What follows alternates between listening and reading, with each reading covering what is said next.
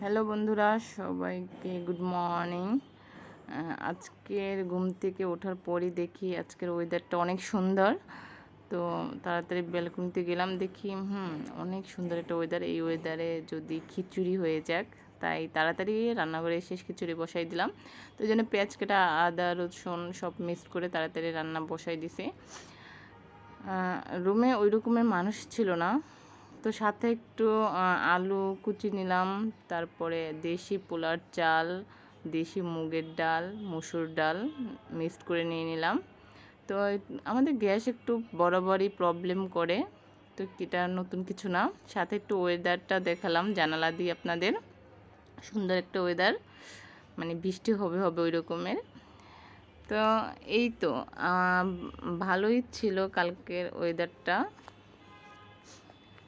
সাথে পোলার চাল, তারপরে মসুর ডাল, দেশি মসুর ডাল আর মুগের ডাল দিয়ে দিলাম।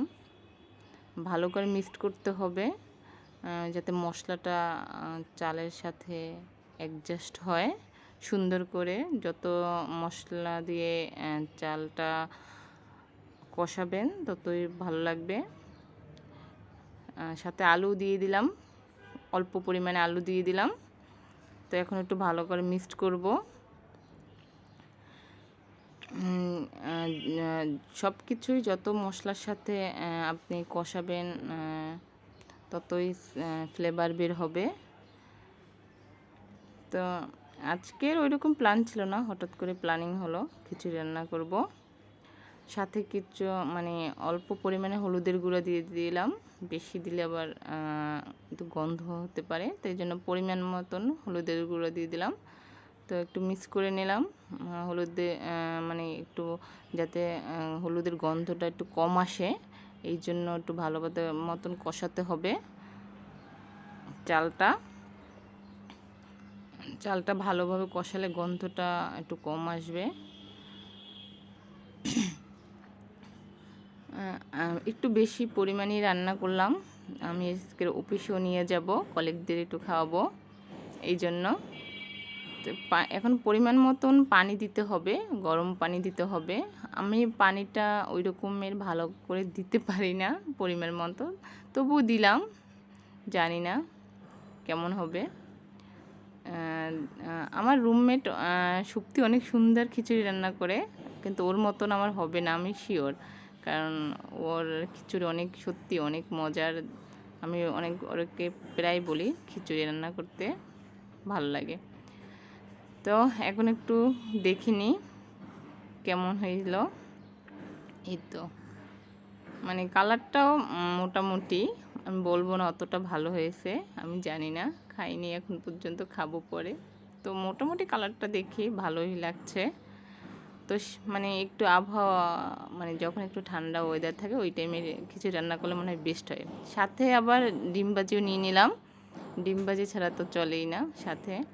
তো তাড়াতাড়ি ফাঁকে একটা ডিম ভাজি করে নিলাম। গ্যাস কম তো এই জন্য একটু সমস্যা, প্রবলেম। তো ডিমটা ভাজি করলাম, কিন্তু ডিমটা পুড়ে গেছে। কষ্টের কথা হলো ডিমটা পুড়ে গেছে।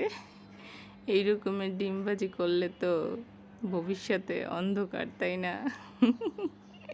কী করবো, ইচ্ছে করে পড়ে নেই, আমার মনে ছিল না, তাই তাড়াতাড়ি এসে দেখি পুড়ে গেছে। সাথে খিচুড়ির সাথে অবশ্যই ডিম ভাজি দরকার, আমি ডিম ভাজি ছাড়া খেতেই পারি না খিচুড়ির সাথে। তাই ঝটপট করে ডিম ভাজিটা করে নিলাম, কারণ আমার অফিসেও যেতে হবে। এদিকে খিচুড়ি হয়ে গেছে প্রায়, একটু পানির পরিমাণটা মনে হয় একটু বেশি হয়েছিল। কী আর করবো, ছোটো মানুষ যা রান্না করি, তাই না, ব্যাচেলার লাইফে। এই যে দেখেন কালারটা কত সুন্দর হয়েছে, মাশাল্লাহ। তো সবাইকে দাওয়াত রইলো, আসবেন একদিন, সবাইকে খাওয়াই দিব, বুঝছেন।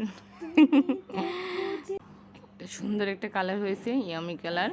সাথে ডিম ভাজি, লেবু, পেঁয়াজ, সাথে সাথে এটা শসা হতো তাহলে আরও বেশি ভালো হতো, তাই না?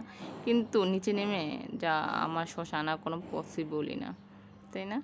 তো আজকের এ পর্যন্তই, সবাই ভালো থাকবেন, টাটা।